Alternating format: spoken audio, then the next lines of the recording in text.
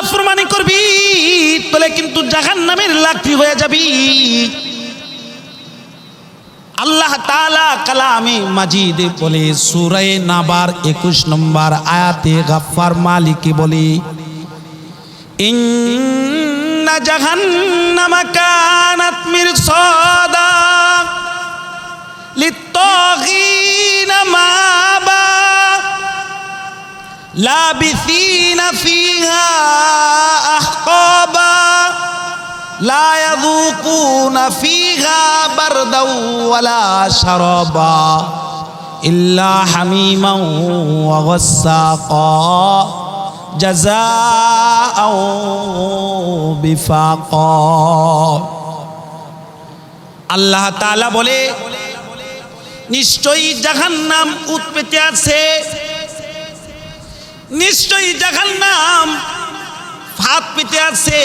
ইন্না জাহান্নামা কানাত মিরসাদা লিত্তাগিনা মাআবা, জাহান্নাম শিকারীর মতো ফাঁদ পেতে আছে নাফরমানদেরকে ধরার জন্য। কখন মরবে?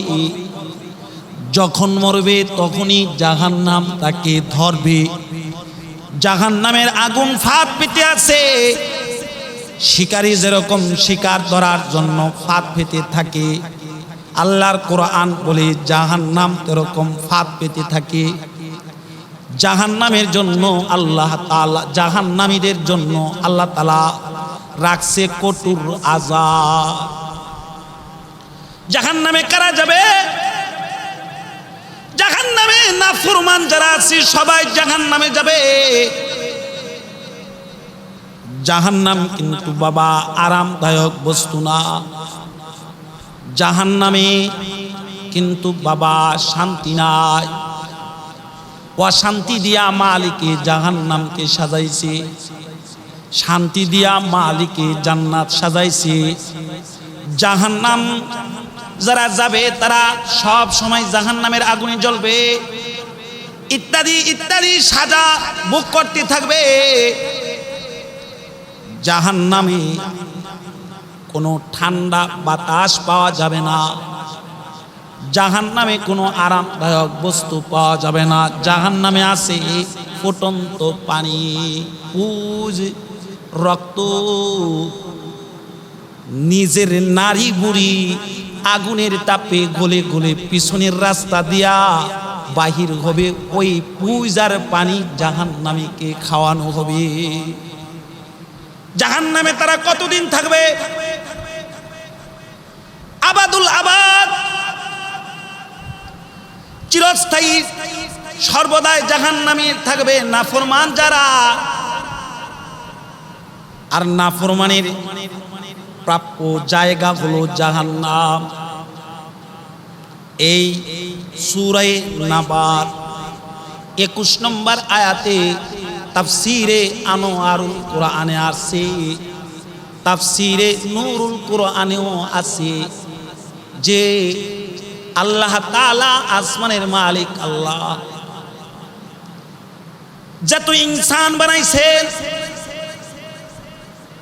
যারা আল্লাহর নেক কাজ করে যারা জান্নাতি হবে তারাও জাহান্নাম অতিক্রম করে জান্নাতে যাইতে হবে।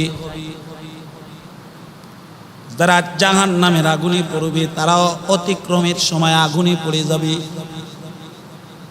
জান্নাতে যাওয়ার জন্য যে রাস্তাটা মালিক বানাইছে জাহান্নামের উপর দিয়া সেতু বানাইছে, পুলসরাতের পুল বানাইছে। পুলসরাতের পুল চুলের চেয়ে চিকন হবে, হীরার চেয়ে ধারালো হবে। জাহান্নামের সেতু চুলের চেয়ে চিকন হবে, হীরার চেয়ে ধারালো হবে। জাহান্নামের আগুনের দোয়ায় সেতু ছায়া ফেলাবে, অন্ধকার নাই কোনো ধরনী। যত জান্নাতি বান্দা আছে তারাই জাহান্নামের পুল দেয়া অতিক্রম করতে হবে। মুফাসসিরিন ইকরাম লিখেছে এই আয়াতের তাফসীরে জাহান্নামের পুলে 7টি ঘাঁটি আছে, 7টা চেকপোস্ট আছে। প্রথম নম্বর চেকপোস্ট হলো ইমানের চেকপোস্ট। প্রথম নম্বর চেকপোস্ট কি? ইমানের চেকপোস্ট। প্রথম নম্বর যে ঘাঁটিটি, আল্লাহর বান্দারা জাহান্নামের উপর দিয়া জান্নাতের দিকে যাইবে, প্রথম নম্বর চেকপোস্ট হলো ইমানের চেকপোস্ট। ফেরেশতারা দেখবে আল্লাহর উপর ঈমান আনছে কিনা। আমানতু বিল্লাহি ওয়া মালাইকাতিহি ওয়া কুতুবিহি ওয়া রাসূলিহি ওয়াল ইয়াউমিল আখিরি ওয়াল কদরি খায়রিহি ওয়া শাররিহি মিনাল্লাহি তাআলা ওয়াল বা'সি বাদাল মাউত। সর্বপ্রথম ঘাঁটি ইমানের ঘাঁটি। 1 নম্বর ঈমান আনছে কিনা ফেরেশতারা দেখবে। কার উপর ঈমান? আল্লাহর উপর। ফেরেশতাদের উপর ঈমান আনছে কিনা, নবীদের উপর ঈমান আনছে কিনা, ভালো মন্দ তাকদীরের উপর ঈমান আনছে কিনা, আখিরাতের উপর ঈমান আনছে কিনা, সে পড়েছে কিনা লা ইলাহা ইল্লাল্লাহ মুহাম্মাদুর রাসূলুল্লাহ সাল্লাল্লাহু আলাইহি ওয়াসাল্লাম, সে কালেমায়ে তয়্যিবা পড়েছে কিনা, ওয়াহদাতের সাক্ষী দিছে কিনা। কোন বান্দা যদি জাহান্নাম দিয়া অতিক্রম করে জান্নাতের দিকে যায়, প্রথম চেকপোস্টে তার ইমানের চেকপোস্ট হবে, ইমানের চেক করা হবে। যদি দেখে তার ইমান মজবুত, তাহলে ফেরেশতারা তাকে দ্বিতীয় চেকপোস্টে লইয়া যাবে। দ্বিতীয় চেকপোস্ট হলো নামাজ। নামাজকে আল্লাহর রাসূল মেরাজ বলেছে, নামাজের মাধ্যমে আল্লাহর লগে বান্দার দিদার হয়, নামাজের মাধ্যমে আল্লাহর লগে বান্দার প্রেম হয়, নামাজের মাধ্যমে বান্দা জান্নাতের মালিক হয়ে যায়। জান্নাত মে মাকান আপনি বানাতি হে নামাজি, মসজিদ মে বরে শौक से जाती है नमाजी, माबूद भी खुश होती है महबूब भी राज़ी, सजदे के लिए सिर जो झुकाती है नमाजी। कहता है ये दरवाजा बदरुगाए जन्नत, हट जाओ के फिरदौस में आती है नमाजी। पूरा इनके लिए हाथ में हर रंग के महफिल, फल अपनी नमाजों को ये खाती है नमाजी। कहता है ये दरवाजा बदरुगाए जन्नत, हट जाओ के फिरदौस में आती है नमाजी। फजर जोहर असर को मगरिब को ऐशा को अल्लाह की दरबार में जाती है नमाजी। इहतिमामेर शहीद जे वजू করে নামাজ পড়তে যায় মসজিদে, আল্লাহর রাসূল বলে আল্লাহ তাআলা তার জন্য জান্নাত রেডি করতে থাকে। নামাজিকে আল্লাহ তাআলা জান্নাত দিবে। নামাজি ব্যক্তির লগে আল্লাহর প্রেম হবে। নামাজি ব্যক্তি জান্নাতুল ফেরদাউসের মালিক হবে। দ্বিতীয় চেকপোস্টে যখন ফেরেশতারা দেখবে বান্দা নামাজ ঠিক মতো পড়ছে কিনা, নামাজের বিধিবিধান অনুসারে নামাজ আদায় করছে কিনা, যদি দেখে বান্দা ঠিক মতো নামাজ পড়েছে, ফেরেশতারা তৃতীয় নম্বর ঘাঁটিতে নিয়ে যাবে। পুলসরাতের তৃতীয় নম্বর ঘাঁটি হলো যাকাত। কারণ আল্লাহর রাসূল বলে বুনিয়াল ইসলাম আলা খামসিন শাহাদাতি আল্লাহ ইলাহা ইল্লাল্লাহ ওয়া আন্না মুহাম্মাদান আবদুহু ওয়া রাসূলুহু ওয়া ইকামিস সালাত ওয়া ইতাইজ যাকাত ওয়াল হজ্জি ওয়া সাওমি রমাদান। রাসূল বলে ইসলামের বেনা 5টি।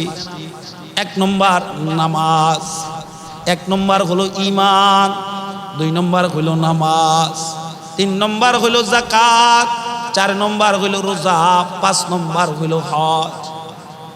এই 5টা ভিত্তির উপরে যে চলবে বিনা হিসাবে সে আল্লাহর জান্নাতের মালিক হবে। সুবহানাল্লাহ, আওয়াজ করে জোরে বলি সুবহানাল্লাহ। 3 নম্বর গাটি হলো যাকাতের গাটি। পুলসিরাতের ফুলে ফেরেশতারা দেখবে যাকাত ঠিক মতো দিছে কিনা। যদি যাকাত ঠিক মতো দিয়া থাকে 4র্থ নম্বর গাটিতে নিয়ে যাবে, 4র্থ নম্বর চেকপোস্টে চলে যাবে। 4র্থ নম্বর চেকপোস্ট হলো রোজা। ফেরেশতারা দেখবে বান্দার আমল নামায় 70 বছরের জিন্দেগিতে বালেক হওয়ার পরে রোজা কাজা হয়েছে কিনা। যদি দেখে রোজা ঠিকঠাক,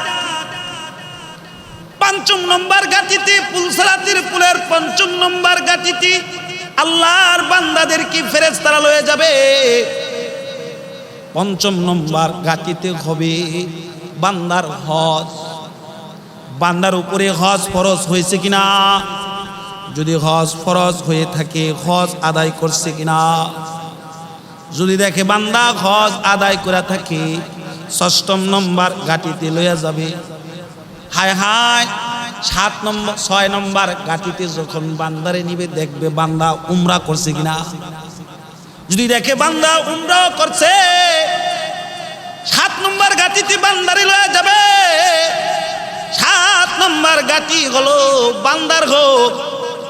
কোন বান্দার টাকা মাইরা খাইছে কিনা, কোন বান্দার উপরে জুলুম করে তার মাল আত্মসাৎ করছে কিনা, কোন বান্দার মাল চুরি করে নিছে কিনা, কোন বান্দার মাল ছিনতাই করে নিছে কিনা। যদি দেখে না কোন বান্দার হক নষ্ট করে নাই, কোন বান্দার মাল জুলুম করে নেয় নাই, ছিনতাই করে নেয় নাই, চাঁদাবাজি করে নেয় নাই, 7 নম্বর গাটি পাড়ি দিয়া জান্নাতে চলে যাবে। আর যদি বান্দা এই 7 কাজের কোনো কাজ না করে থাকে, যদি ঈমান আয়না থাকে, নামাজ না পড়ে থাকে, তাহলে নামাজের গাটি থেকে জাহান্নামের আগুনে পড়ে যাবে। যদি বান্দা ঈমানও আনছে, নামাজ পড়ছে, যাকাত আদায় করে নাই, যাকাতের গাটি থেকে ফেরেশতারা ধাক্কা দিয়া জাহান্নামের আগুনে ফেলায় দিবে। যদি বান্দা যাকাত আদায় করে থাকে, হজ ফরজ হয়েছে, হজ করে নাই, হজের গাটি থেকে ধাক্কা দিয়া জাহান্নামের আগুনে ফেলায়া দিবে।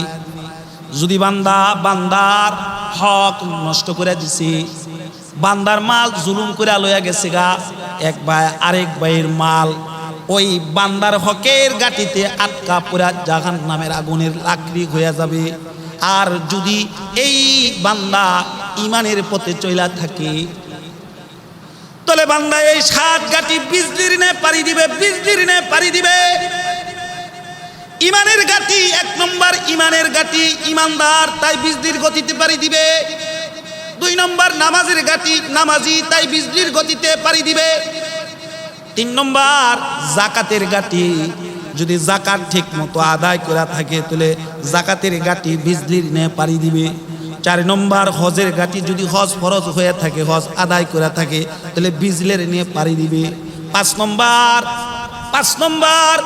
উমরা হজ, 5 নম্বর উমরা রমজান, যদি রমজানের রোজা ঠিক মতো রাইখা থাকে তাহলে বিজলির গতিতে পাড়ি দিবে।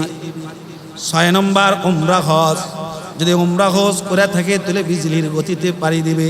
7 নম্বর বান্দার হক যদি আদায় করে থাকে বিজলির গতিতে পাড়ি দিয়া আল্লাহর জান্নাতে যাবে। জান্নাতে যাইয়া জান্নাতি মুমিন জাহান্নামীদেরকে হাজার হাজার মাইল দূর থেকে স্পষ্ট দেখতে পাবে। আমি যেরকম ওয়াজ করতেছি আপনারা আমারে দেখতেছেন, ঠিক তার চেয়েও কাছে দেখা যাবে। জান্নাতি মুমিন জান্নাতি তাইকা জাহান্নামীদেরকে ডাক দিবে। আল্লাহর কোরআন বলে জান্নাতি মুমিনরা জাহান্নামী মুমিনের লগে কথা কইব। জান্নাতীরা জাহান্নামীদের সাথে কথা বলবে। ফি জান্নাতি ইয়াতাসাআলুন আনি আনিল মুজরিমিন মা সালাকাকুম ফি সাকার ক্বালু লাম নাকু মিনাল মুসাল্লিন ওয়া লাম নাকু নুতঈমুল মিসকিন ওয়া কুন্না নাখুদু মা'আল খাইদিন ওয়া কুন্না নুকাযযিবু বিয়াউমিদ্দিন হাত্তা আতানাল ইয়াকিন। জান্নাতি মুমিনরা জান্নাত থেকে জাহান্নামীদেরকে দেখবে, দেখা ডাক দিয়া বলবে, ও ডাকার মানুষ, তুমি আর আমি না একসাথে ছিলাম? তুমি আর আমি না ট্যানারিতে একসাথে কাজ করতাম? তুমি না মুসলমানের সন্তান? তুমি না পড়েছ কালিমা লা ইলাহা ইল্লাল্লাহ মুহাম্মাদুর রাসূলুল্লাহ সাল্লাল্লাহু আলাইহি ওয়াসাল্লাম? তুমি আর আমি না একসাথে একই মসজিদে নামাজ পড়তাম? তুমি আর আমি না এক ইমাম রে নেতা বানাইতাম? তুমি আর আমি না হাজারিবাগ একই মসজিদে নামাজ পড়তাম? তুমি আর আমি না একসাথে ঈদের নামাজ পড়তাম, কোলাকুলি করতাম? তোমার বাপ না হাজি ছিল? কেমনে জাহান্নামে গেলা? সাকার নামক জাহান্নামে কোন কারণে গেলা? অপরাধ কি? অপরাধ কি? জাহান্নামীরা বলবে 4 কারণে জাহান্নামে আসছি। কয় কারণে? 4 কারণে জাহান্নামে আসছি।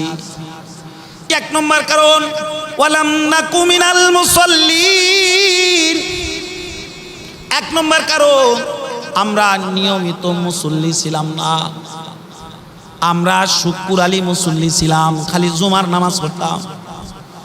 আমরা শবে বরাতের মুসল্লি ছিলাম। আমরা শবে কদরের মুসল্লি ছিলাম। আমরা ঈদ আইন মুসল্লি ছিলাম। আমরা রমজান আলী মুসল্লি ছিলাম। আমরা নিয়মিত নামাজ পড়তাম না। এই 1 নম্বর কারণ হলো আমরা নিয়মিত নামাজ পড়তাম না। 2 নম্বর কারণ, আমরা মিসকিনদের খাবার খাওয়াইতাম না। আমরা এতিম অসহায়রে খাবার খাওয়াইতাম না। বউয়ের জন্মদিনে হাজার হাজার টাকা নষ্ট করছি, সন্তানের জন্মদিনে হাজার হাজার টাকা নষ্ট করছি, বউয়ের বিবাহ বার্ষিকী লক্ষ লক্ষ টাকা নষ্ট করছি, পার্কে ঘুরা নষ্ট করছি, বিভিন্ন জায়গায় বন্ধুদের আড্ডা দিয়া টাকা নষ্ট করছি। মিসকিনদের আমরা টাকা দেই নাই, তাদেরকে খানা খাওয়াই নাই। 3 নম্বর কারণ, আমাদের সম্পর্ক দুষ্ট লোকের সাথে ছিল। আমাদের সম্পর্ক বেনামাজির লগে ছিল, সুদখোরের লগে ছিল। আমাদের সম্পর্ক ঘুষখোরের লগে ছিল। আমাদের সম্পর্ক জানেবের লগে ছিল। আমাদের সম্পর্ক আল্লাহওয়ালার সাথে ছিল না। আল্লাহ যে কইছে, ইয়া আইয়ুহাল্লাযীনা আমানুত্তাকুল্লাহ ওয়া কুনু মা'আস সাদিকিন। আল্লাহ যে কইছে, আমারে ভয় করো, আমারে ভয় করো, সাদিকিনদের সাথে জুড়ো। ভয় আসে না, সাদিকিনদের কাছে যাও। সাদিকিনদের কাছে গেলে তুমি সাদিকিন হয়ে যাইবা। সোহবতে সালেহ তুরা সালেহ কুনাত, সোহবতে তালেহ তুরা তালেহ কুনাত। নেককারদের সোহবত উঠাইলে নেককার হয়ে যাইবা। বদকারদের সোহবত উঠাইলে বদকার হয়ে যাইবা। জান্নাতি মানুষের সোহবত উঠাইলে জান্নাতি হয়ে যাইবা। জাহান্নামীর সোহবত উঠাইলে জাহান্নামী হয়ে যাইবা। ওই যে ইমামে আজম আবু হানিফা রহমাতুল্লাহি আলাইহি ছাত্রদেরকে নিয়ে দরজ দিতেছিলেন। ইমামে আজম আবু হানিফা দরজ দিয়া, আমি যেরকম আপনাদের সামনে ওয়াজ করতেছি, এমন এক জায়গায় ওয়াজ করতেছি।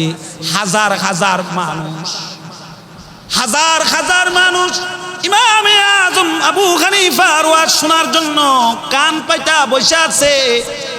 এমন সময় একজন মদখোর, একজন বড় জালেম, একজন দুষ্ট লোক যায় ইমামে আজম আবু হানিফার স্টেজে ওইটা বলে, ও ইমাম হাতটা দেন।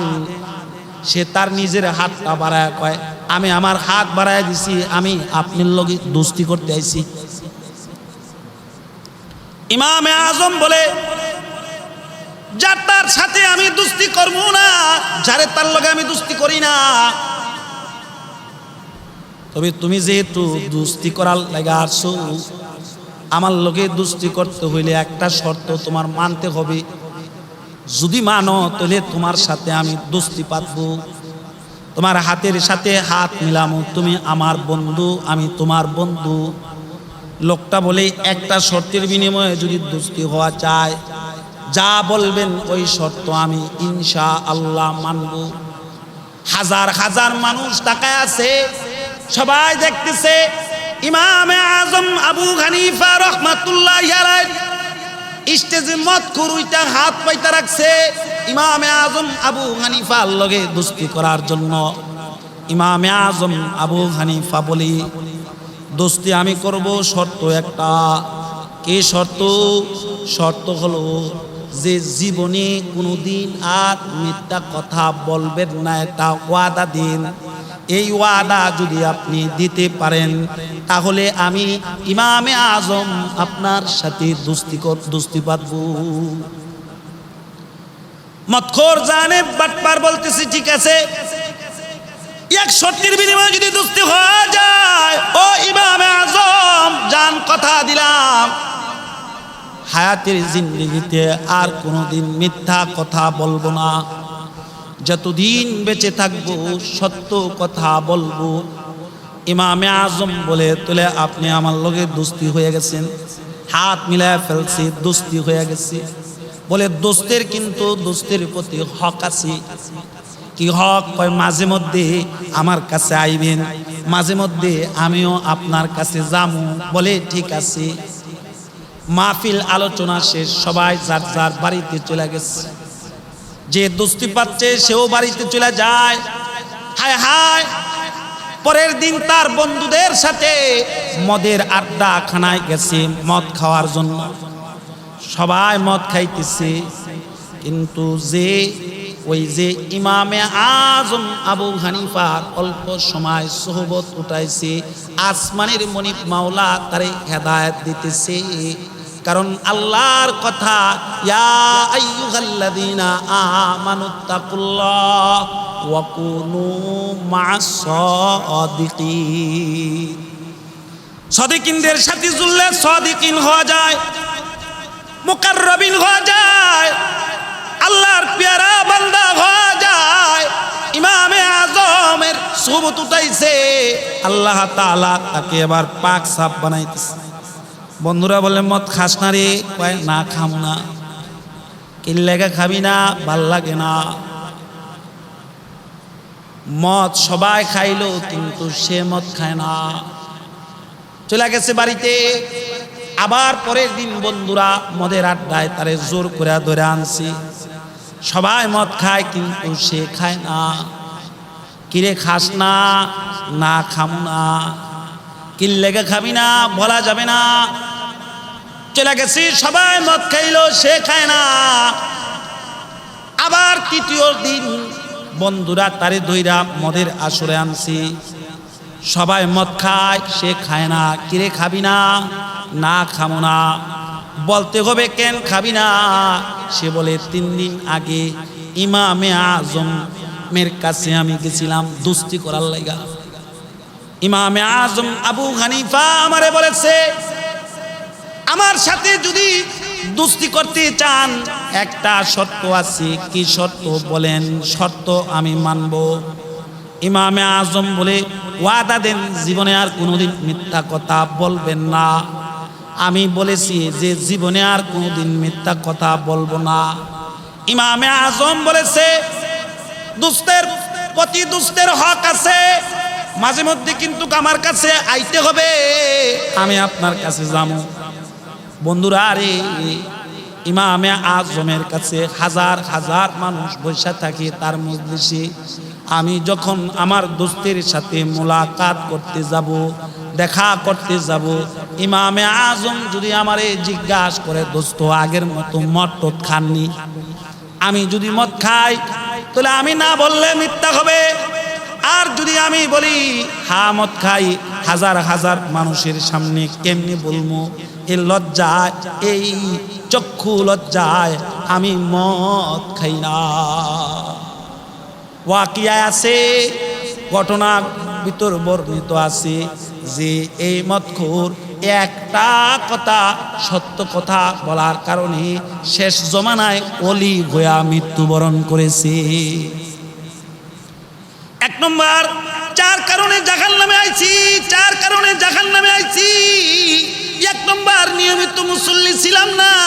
দুই নম্বর, মিসকিনদের খানা খাওয়াইতাম না। তিন নম্বর, দুষ্ট লোকের সাথে সম্পর্ক ছিল।